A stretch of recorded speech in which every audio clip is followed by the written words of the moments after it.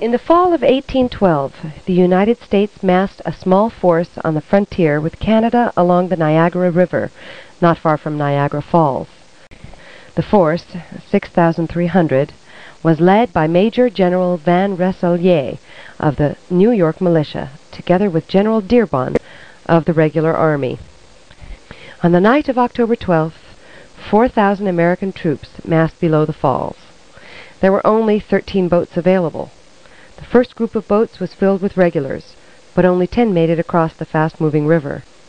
The British then began firing at the beachhead, but this gave the American artillery a target to shoot at, which they promptly did, forcing the British to retreat to the top of the Queenston Heights.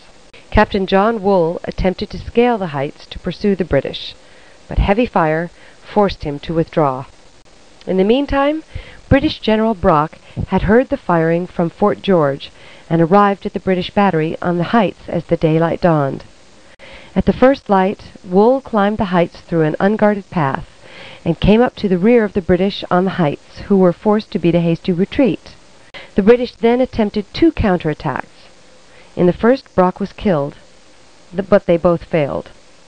Captain Wool now held the heights with a force of 240 men. The cry went up on the American side for more men to join them. However, as most of the men were militia and were not required to serve beyond American soil, they refused. Thus, when Major General Sir Roger Schiaffel arrived with a force of 800 British regulars, the tired and outnumbered American forces on the heights was driven off by the British and forced to surrender. Thus ended the second American invasion of Canada. 90 Americans had died and 100 were wounded.